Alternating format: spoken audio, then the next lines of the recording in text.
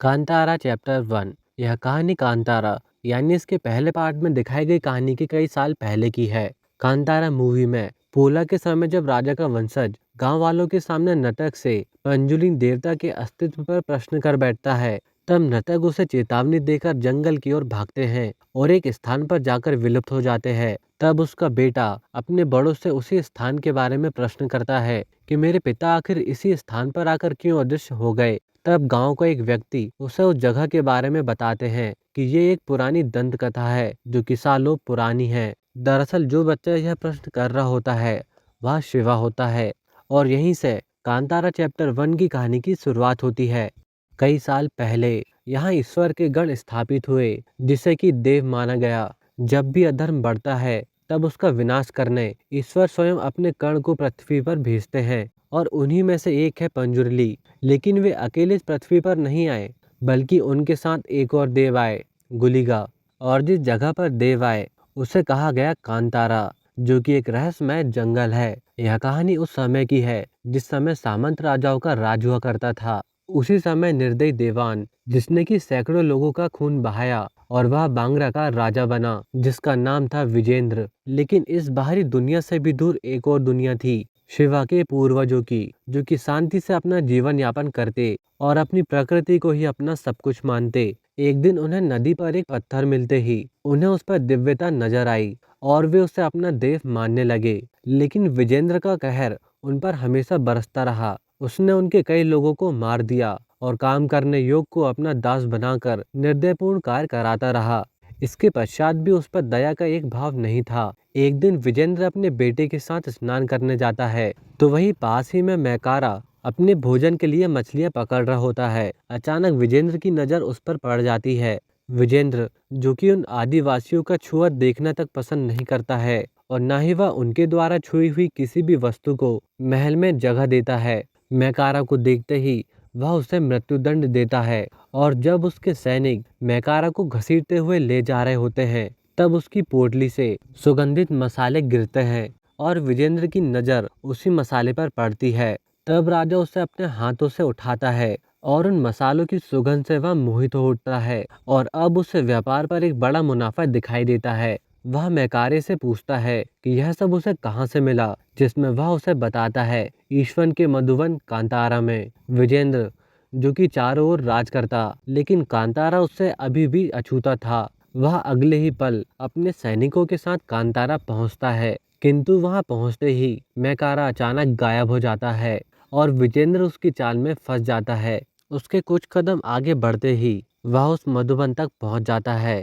लेकिन उसी समय एक तेज रोशनी के रूप में स्वयं पंजुरिन देव उसके सामने प्रकट होकर उसे चेतावनी देते हैं और बैलों की एक सेना ने उसके पूरे सैनिकों को खत्म कर दिया और पंजुरिन देव ने विजेंद्र को। जिसके बाद सारे आदिवासी वहां इकट्ठा हुए जिस स्थान पर देव बसते हैं। जिसके बाद पंजुरिन देव ने नटक के रूप में आकर सभी से कहा, जो भी पापी इस पवित्र धरती पर कदम रखेगा उसके रक्त से इस धरती को पवित्र किया जाएगा। जहाँ तक मेरी आवाज जाए वहां तक के लोगों को यह बात माननी होगी। विजेंद्र का बेटा राजशेखर यह सारी घटना देख रहा था और वह डर कर वहां से भागने लगता है और भागते हुए वह कड़पा आदिवासियों के जंगलों में बेहोश हो जाता है। इस तरह राजशेखर पहली बार कड़पा आदिवासियों से मिलता है। कुछ समय तक वह उन्हीं लोगों के साथ रहा और उसने शक्तियों के भूखे आदिवासियों को देवों की शक्तियों के बारे में बताया। उन्होंने उसे वापस राजमहल पहुंचा दिया। वर्षों बीत गए। राजशेखर का कांतारा पर क्रोध और डर बना रहा। इधर एक दिन कांतारा की उसी गुफा में वहां के लोगों को एक बच्चा मिला जो कहां से आया किसी को नहीं पता, जिसकी रक्षा स्वयं एक बाघ कर रहा था। बाकी लोगों ने उस बच्चे को ठुकरा दिया लेकिन बैदी ने उसे अपनाया और उसका नाम रखा बैरमे। इस तरफ एक बेटे के बाद राजा की दूसरी संतान हुई, लेकिन उस नवजात का शरीर शक्तिहीन था। तब कड़पा आदिवासी की एक महिला के स्पर्श से ही वह खिल उठा, जिससे कि राजशेखर काफी खुश हुआ। इधर बैरमे अब धीरे धीरे बड़ा हो रहा था। वह हमेशा मैकाने के साथ बैठा रहता जो कि उसे हमेशा कांतारा के बारे में बताता। तो वहीं राजा अपनी दोनों संतानों को बताता कि कांतारा एक बेहद ज्यादा खतरनाक जगह है जहाँ पर ब्रह्म राक्षस रहता है। कांतारा के लोग उस वन संपत्ति का उपयोग के पहले उसका एक हिस्सा देवों को, दूसरा स्वयं और तीसरा हिस्सा जंगल की सीमा पार रखते। उनका ऐसा मानना था कि वह हिस्सा ब्रह्म राक्षस ले जाएगा। समय के साथ उसका डर ही कांतारा और बांगरा के बीच एक सीमा बन गया। कुछ साल बाद राजशेखर ने बड़े होते ही अपने बेटे को राज सिंहासन सौंप दिया, जिसका नाम था कुलशेखर, जो कि स्वभाव से घमंडी, नास्तिक और निर्दयी होता है। वो न अपने बड़ों का आदर करता और न ही भगवान की पूजा करता। वह अपने अयोग्य मित्रों को बड़े बड़े पद सौंप कर उनके साथ मदिरा पीकर पड़ा रहता।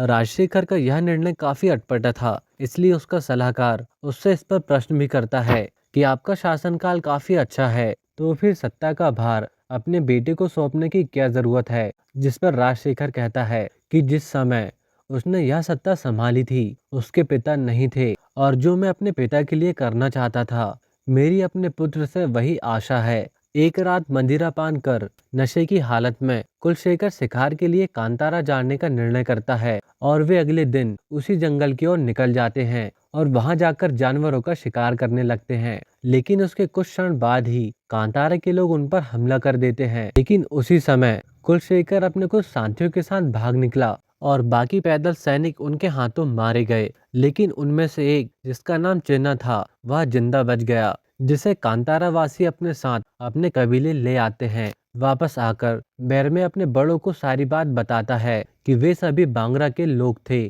और उनका राजा भी उनके साथ था, लेकिन उन्होंने सभी पैदल सैनिकों को मार दिया सिवा एक के। यह बात सुनकर उनमें से एक सभी को सतर्कता से रहने को कहता है, ताकि विपदा आने पर वे लोग एक दूसरे को संभाल सके।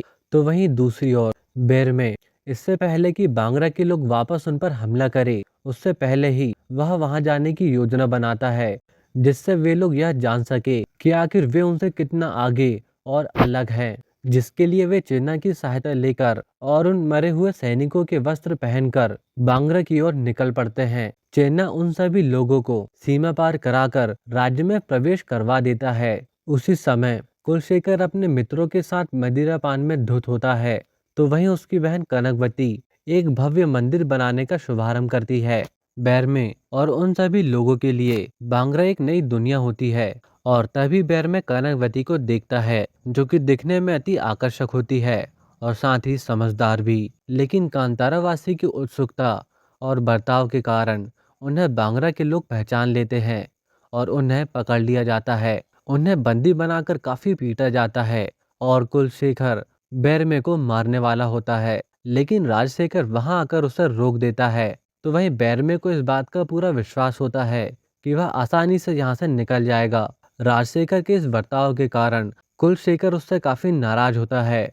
बांग्रा राज्य नदी के किनारे बसा है, जिस कारण उस तट पर व्यापार काफी अच्छा है और बाकी राज्यों के लोग वहां पर व्यापार करने आते हैं। और इसी जगह से बांग्रा के राजाओं ने आदिवासियों को बेचकर कई मुनाफा कमाया है।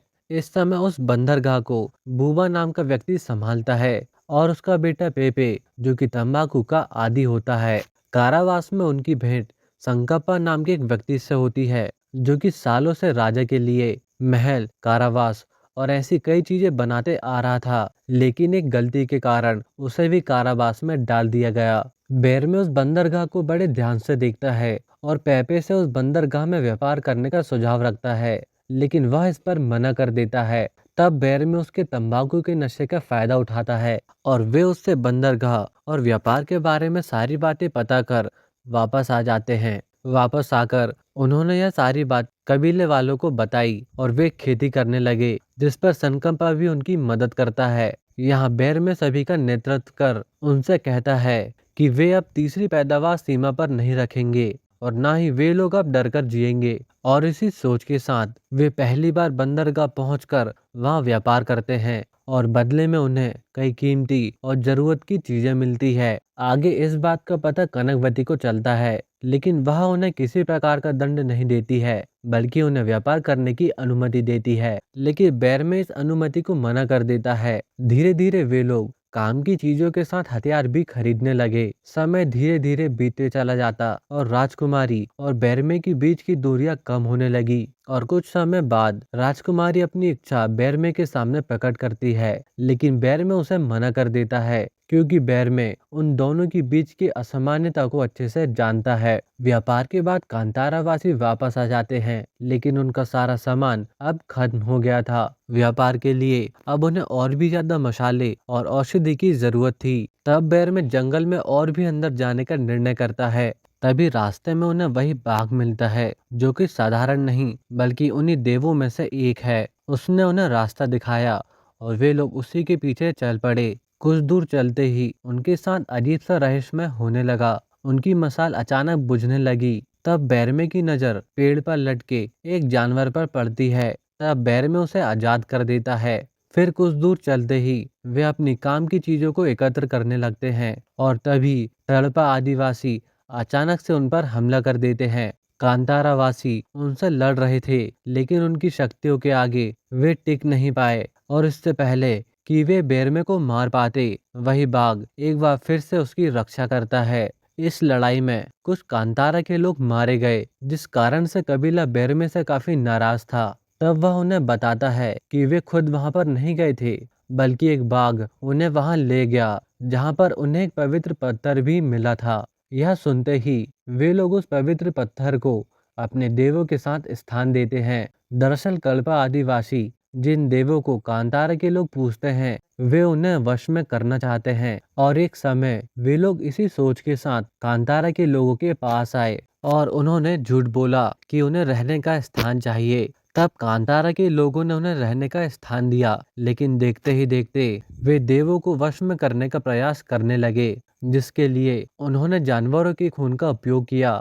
और उसके बाद मानो मौत वहां पर तांडव करने लगी और कई जानवर मारे गए, जिसके बाद उनका विनाश करने स्वयं बाघ देवता आए। कल्पा आदिवासियों को भगा दिया गया, लेकिन बचे हुए लोग जंगल में ही भटकने लगे और वे लोग अभी भी उसी कोशिश पर लगे हुए हैं। इधर एक सैनिक के द्वारा कुलशेखर को पता चलता है कि कांतारा के लोग बंदरगाह में व्यापार कर रहे हैं और यह सुनते ही वह अपने मंत्री से बैरमे को मारने का आदेश देता है। लेकिन जब वे लोग ऐसा करने जाते हैं तो तब सब कुछ उल्टा पड़ जाता है। वे लोग बैरमे से मार खाकर वापस आते हैं और बैरमे उस बंदरगाह को अपने कब्जे में ले लेता है। राजशेखर ने अपने बेटे को राजा तो बना दिया था, लेकिन उसे सेना और बाकी का अधिकार नहीं दिया। इस कारण उनके हर एक निर्णय से कुलशेखर अब क्रोधित हो उठता है और अपना अधिकार मांगता है। लेकिन राजशेखर एक बार फिर उसकी बात को नकारते हुए कहता है कि उसे कुछ भी करने की जरूरत नहीं, बल्कि वह खुद ही सब कुछ संभाल लेगा। शाम को कुलशेखर और कनकवती साथ बैठते हैं। कनकवती उसे समझाती है कि उसे सबके सामने अपने पिता का अपमान करने की जरूरत नहीं थी, लेकिन दोनों के बीच इसी बात को लेकर बहस हो जाती है। उसी रात खाने के समय राजा कांतारा के लोगों के साथ संधि करने की बात कर रहा होता है, ताकि इस बात का पता किसी को चलने के पहले ही वह सब कुछ सुलझा सके। तभी कुलशेखर वहां पर आकर राजशेखर से माफी मांगता है और वह उनसे एक और अवसर मांगता है ताकि वह सब कुछ ठीक कर सके।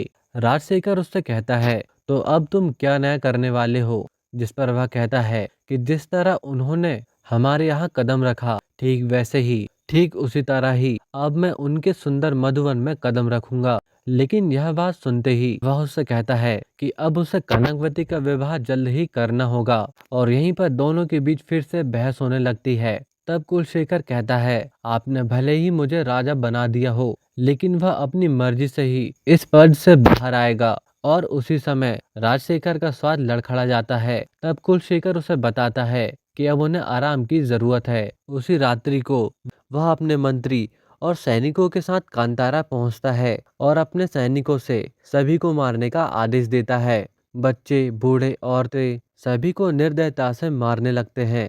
भारी नरसंहार को देखकर बैरमे की माँ अपने देवों से प्रार्थना करने लगती है और जैसे ही बैरमे वहां पर पहुंचता है, कुलशेखर उसके सामने ही उसकी माँ का गला काट देता है और उसी समय बैरमे के अंदर गुलिगा प्रवेश करते हैं। क्रोधित देव कुलशेखर के सभी सैनिक को एक साथ खत्म कर देते हैं और वे कांतारा के लोगों को अपने सभी रूपों से अवगत कराते हैं और वे कुलशेखर से कहते हैं कि बराह मूर्ति की इस धरती पर अत्याचार करने से पहले तुम भूल गए कि उसे दंड देने इस जगह गुलिगा रहता है। उन्हें देखते ही सभी लोग देव गुलिगा के सामने अपना अन्न रख देते हैं, लेकिन वे उस अन्न को स्वीकार नहीं करते हैं, बल्कि वे कुलशेखर को खत्म कर देते हैं। तभी मैकाना वहां पर आकर उनका गुस्सा शांत करता है। भारी मौत के कारण कांतारा के लोग बेहद दुखित होते हैं और इस तरफ राजशेखर भी अपने बेटे को आग देता है। कुछ समय बाद राजा को पता चलता है कि जिस मूर्ति को वे गर्भगृह में रखना चाहते थे वह खंडित हो चुकी है। तब पुजारी उन्हें समझाता है कि जिस तरह उन्होंने देवों का अपमान किया है, ऐसे में वे कभी उनके राज्य में विराजमान नहीं होंगे। तब इस विषय में बात करने कनकवती कांतारा पहुंचती है। वह उनसे कहती है कि वे उनके देव को अपने मंदिर पर स्थान देना चाहती है और जो कुछ भी हुआ उसे भुलाकर सब कुछ नए सिरे से शुरुआत करने की बात करती है। तब इसका चुनाव करने फिर से पोला किया जाता है। तब पंजुर्ली नर्तक के शरीर में प्रवेश कर उन सभी से कहते हैं कि सभी की भलाई के लिए उन्हें एक अवसर देना चाहिए। अब कांतारा के सभी लोग दुखित होते हैं कि उनके देव अब वहां से जाने वाले हैं। वे सभी लोग उनकी बात मानते हैं और देव को लेकर बांग्रा राज्य पहुंचते हैं, जहां पर उनका भव्य स्वागत किया जाता है। उन सभी को कपड़े बांटे जाते हैं ताकि उनके बीच भेदभाव ना हो। इस तरह देव को मंदिर के सामने स्थापित किया जाता है। दोनों तरफ के लोग इस बात से काफी प्रसन्न होते हैं। राजा सभी को सोने की शिवलिंग भेंट करता है। वे बेरमे को भी भेंट देते हैं और उससे बंदरगाह वापस करने की बात करते हैं, जिस पर बेरमे मान जाता है, लेकिन बदले में वह सभी कैदी को आजाद करने को कहता है और राजा ऐसा ही करता है। उस रात राजा चैन की नींद सो रहा होता है। तभी उसे सपना आता है जिसमें वह मैकाने को देखता है।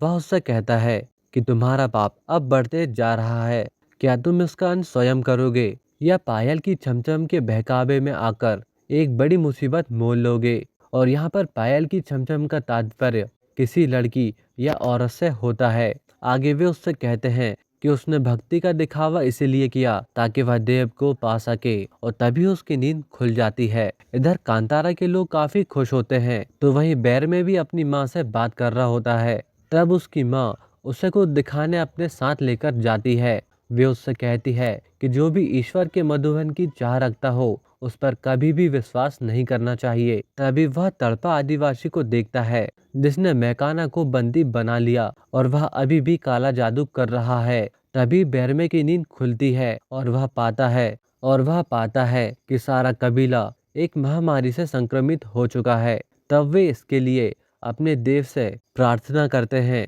और वे लोग जान पाते हैं कि कोई पहले ही उनके देव को बंदी बना चुका है और वे थे कड़पा आदिवासी। तभी बेरमे को एक विजन आता है। राजा की वह संतान जो शक्तिहीन थी, उसे कड़पा आदिवासी की ही एक महिला ने दूध पिलाया और वह संतान कोई और नहीं बल्कि राजा की बेटी कनकवती थी और वह सब कुछ उसी ने किया था। उसने ही कुलशेखर को कांतारा के खिलाफ भड़काया और यह षड्यंत्र रचा और कनकवती ही कांतारा के लोग और बाकी सभी आदिवासी से घृणा करती है और कनकवती के कहने पर ही राजशेखर ने यह सब कुछ किया था।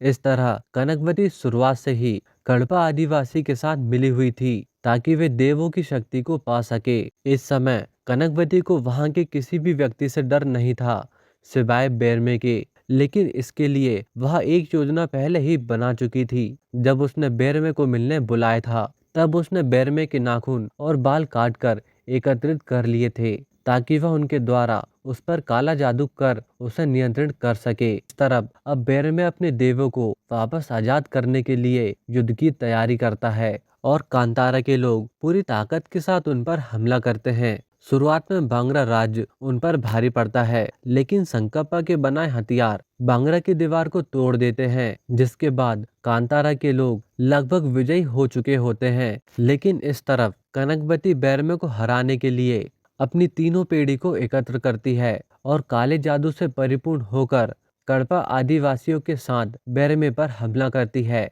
काली शक्तियों के कारण दोनों इन पर भारी पड़ रहे होते हैं और बेरमे भी इनके सामने कुछ नहीं कर पाता। तभी मैकाना आजाद होकर बेरमे के सामने आता है और वह उससे पूछता है कि उसे इस बंधन को तोड़ने के लिए क्या करना होगा, जिसमें मैकाना उससे कहता है कि जब तुम मिले तब यह बात कोई नहीं जानता था कि तुम्हारा जन्म कैसे हुआ और तुम वहां पर कैसे आए। लेकिन समय आ गया यह बताने का, आखिर तुम क्यों यहाँ पर हो। तब मैकाना राजशेखर को रोककर रखता है और बैर में आगे बढ़ता है और एक गुफा में पहुंचता है जहां पर गंगा नदी बह रही होती है। वह उसी दिशा में आगे बढ़ता है और अंत में उसे दर्शन होते हैं महादेव के त्रिशूल और शिवलिंग के, जहां पर महादेव स्वयं निवास करते हैं, जहां पर उनकी रक्षा में एक रक्षक करता है। लेकिन हमें यह नहीं बताया जाता कि आखिर वह कौन है। और अचानक से वह बैरमे पर हमला कर देता है और इससे पहले कि वह बैरमे को मार पाता, खून से लथपथ बैरमे अचानक महादेव का त्रिशूल उठाता है और उसकी आंखें बाघदेव की तरह चमकने लगती है, मानो वह भी कोई गण हो। बैरमे को प्रणाम करता है और बैरमे के त्रिशूल उठाते ही सारे बंधन मुक्त हो जाते हैं। तभी एक भीषण आग उस लड़ाई के स्थान पर आती है जिसमें हमें दर्शन होते हैं पंजुरलिंग देव के। उसी आग से देव, बाघ और बैरमे के रूप में गुलिगा बाहर आते हैं। बाघ अपने शिकार के बाद वहां से चला जाता है और गुलिगा राजशेखर की ओर आगे बढ़ता है। लेकिन उनके बीच कनकवती आ जाती है और वह उससे कहती है, यूं त्रिशूल उठाकर तुम कोई ईश्वर के कण नहीं बन जाओगे।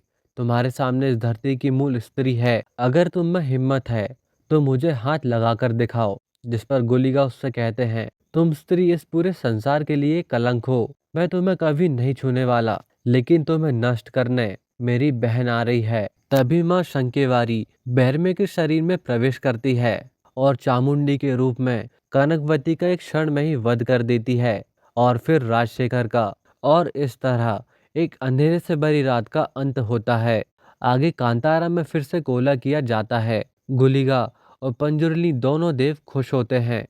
गुलिगा लोगों की जिम्मेदारी वापस पंजुरली को सौंप कर वापस चले जाते हैं और उसी कुएं में गायब हो जाते हैं जहां शिवा के पिता गायब हुए थे। तभी शिवा पूछता है कि आखिर कुआं यहाँ से कैसे गायब हो गया, जिस पर वह आदमी कहता है कि ये एक और दंत कथा है। और इसी के साथ यह कहानी यहीं पर समाप्त होती है।